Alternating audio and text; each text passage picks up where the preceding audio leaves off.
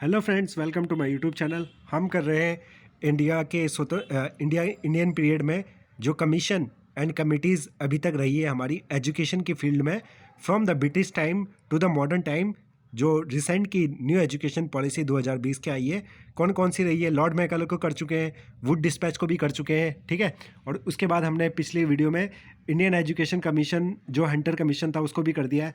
आज करते हैं 4th नंबर की कमीशन गोखले बिल से। तो गोखले जी भी थे, जी गोपाल कृष्ण गोखले, ठीक है। इन्होंने भी कहा था कि free and compulsory education Bharat में हो, मुफ्त एवं अनिवार्य शिक्षा।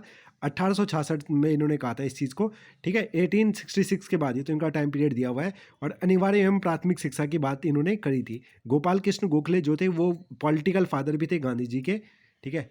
तो उसके बाद हम देखते हैं जो ये अनिवार्य शिक्षा वाला जो आरटीई में जो दिया गया है वो यहीं से लिया गया था बाद में, इसी थॉट को। उसके बाद हम देखते हैं 5वें नंबर का जो कमीशन है, कलकत्ता यूनिवर्सिटी कमीशन, जिसको सैडलर कमीशन भी कहा जाता है। 1917 और से लेके 19 में आया था ये। इसने हायर एजुकेशन की बात करी और एमएड की बात करी, मास्टर ऑफ एजुकेशन।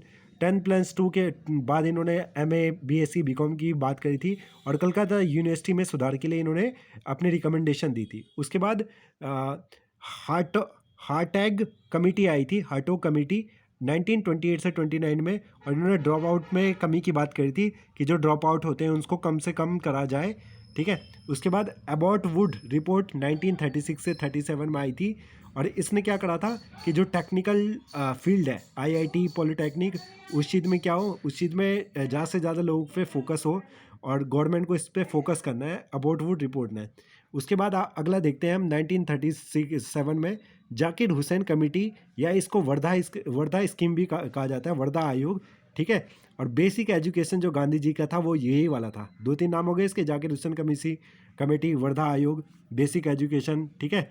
तो पहली बार नेशनल लेवल पर, राष्ट्रीय स्तर पर बुनियादी शिक्षा, बुनियादी तालीम की इसने वर्धा स्कीम में बात करी गई है। 1938 में आई थी ये, ठीक है, लागू हो गई थी 1938 में, 1937 में।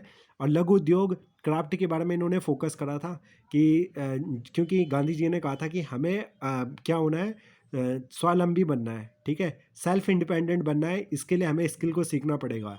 इसके लिए हमें जो क्राफ्ट का वर्क है, हैंडीक्राफ्ट का वर्क है, चाहे वो पोइट्री का है, मिट्टी से संबंधित है, चाहे वो कुम्हार किसी दूसरी चीज़ से संबंधित है। इसके अलावा इन्होंने हिंदी उर्दू में तालीम की बात करी है कि जो हिंदी और उर्दू है उसमें क्या हो, तालीम अर्थात शिक्षा की बात करता है ये। तो ये वाला इंपॉर्टेंट है थोड़ा, यहाँ से क्वेश्चन बनते हैं हमेशा। आगे देखते हैं, ये 9th नंबर का है, सार्जेंट रिपोर्ट 1994 में आई थी। और इसने central advisory board of education के बारे में बताया था, CABE। यूनिवर्सिटी एजुकेशन कमीशन के बारे में देखते हैं, डॉक्टर राधाकृष्ण कमीशन के नाम से जाना जाता है इसको। और द यूनिवर्सिटी एजुकेशन कमीशन कि किस तरह से उनको ग्रांट देनी है यूनिवर्सिटी को, ठीक है, 1948 से 49 में, ठीक है, 49 में इसको वो कर दिया गया था, इस्टेब्लिश कर दिया गया था। सेकेंडरी एजुकेशन कमीशन, जिसको मुदालियर कमीशन भी कहा जाता है, सेकेंडरी एजुकेशन मतलब विद्यालय स्तर पर जो 6 से 12th के बच्चे हैं उनकी माध्यमिक शिक्षा की बात करता है। 1952 और 53 में कौन सा, मुदालियर कमीशन, ठीक है, मुदालियर कमीशन। उसके बाद 1957 से 59, ये वाला भी इंपॉर्टेंट है।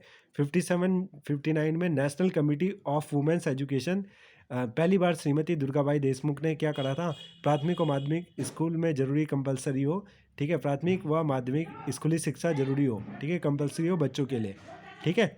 ये किसने करा था, श्री दुर्गाबाई देशमुख ने। इनके नाम पे साउथ दिल्ली में दिल्ली यूनिवर्सिटी का एक कॉलेज भी है और मेट्रो स्टेशन का नाम भी है दुर्गाबाई देशमुख, ठीक है। 1962 में हंसा मेहता कमेटी आई थी और इसने पहली बार महिलाओं और शिक्षा, लड़कों के लिए एजुकेशन की बात करी थी, ठीक है। एजुकेशन कमीशन 1964, ठीक है। शिक्षा आयोग बहुत ही इंपॉर्टेंट है, 64 और 66, दौलत सिंह कोठारी, ठीक है, कमीशन आया था 1964 में, ठीक है। यह 6 नंबर का कमीशन है और इसने त्रिभाषा सूत्र दिया है, 3 लैंग्वेज। और त्रिभाषा की रिकमेंडेशन में इन्होंने क्या क्या कहा था कि जो एक तो हिंदी लैंग्वेज हो जो रीजनल लैंग्वेज है, एक साथ में इंग्लिश हो, और साथ में नॉर्थ इंडिया वाले संस्कृत सीख लें, या फिर वो साउथ की लैंग्वेज तमिल को सीखें। और हमारे जो तमिल वाले हैं वो तमिल सीखे, एक लैंग्वेज, एक रीजनल लैंग्वेज तमिल हो गई, एक हिंदी हो गई और एक इंग्लिश हो गई, ठीक है। साथ में इसने क्या बात करी है, बुक बैंक इन स्कूल, कि स्कूलों में बुक बैंक बनाया जाए, ठीक है। और टोटल मेंबर्स इसमें 17 थे। 12 मेंबर कहाँ से थे, इंडियन के थे, और 5 अदर कंट्री से थे, USA, America, United state of America, UK, United kingdom जो ब्रिटेन आज के टाइम पे, फ्रांस, जापान और यूएसएसआर। इसका मतलब होता है यूनियन सोवियत सोशलिस्ट रिपब्लिक, ठीक है। 1991 में इसका विघटन हो गया और उसके बाद ये रशिया बन गया, ठीक है, यूएसएसआर। तो ये 5 इसके और मेंबर थे।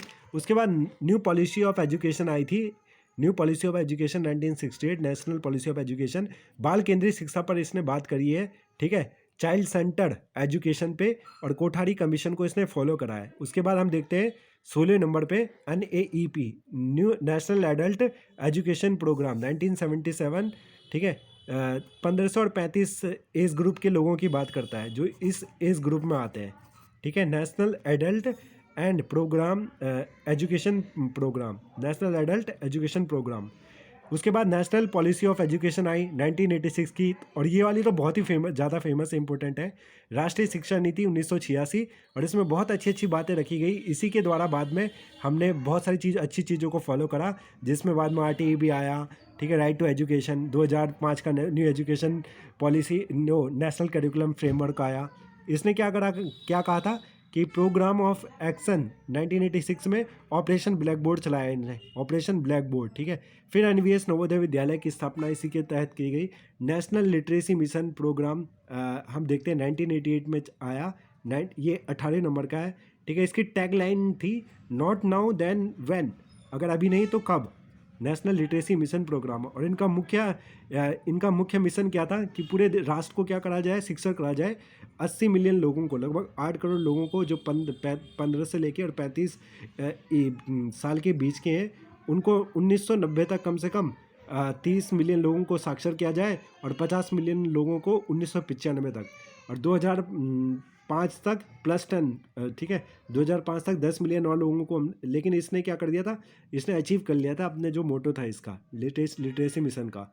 उसके बाद नेशनल पॉलिसी ऑफ एजुकेशन आया, ठीक है। इसने हैवी, इसके बाद अगला वाला था heavy school bags committee report 1992-93 में, 1992-93 में यशपाल कमेटी ने रिपोर्ट दी, जो NCF के चेयरमैन थे, कि लर्निंग विदाउट बर्डन करा जाए, और जो बच्चों पे बोझ है किस चीज़ का, बैग का, उसको कम करा जाए। इस रिपोर्ट को कब दिया गया, 1992-93 में, ठीक है। उसके बाद नेशनल करिकुलम फ्रेमवर्क आता है 2005 में, ठीक है। इसके नेशनल करिकुलम फ्रेमवर्क में यशपाल मुख्य रूप से थे, और इन्होंने NCERT के जो NCERT ने भी इसमें हेल्प करी थी। और 1961 में NCERT की स्थापना हुई थी, चेयरमैन थे उस टाइम पे प्रोफेसर कृष्ण कुमार NCERT के। NCF ने 1978 में 2008-2005 में चाइल्ड सेंटर अप्रोच अपनाई, और NCFTE national curriculum framework teacher education 2009 में आया, टीचर सेंटर को लेके, कि टीचर को कैसे अपना विकास करे, ठीक है।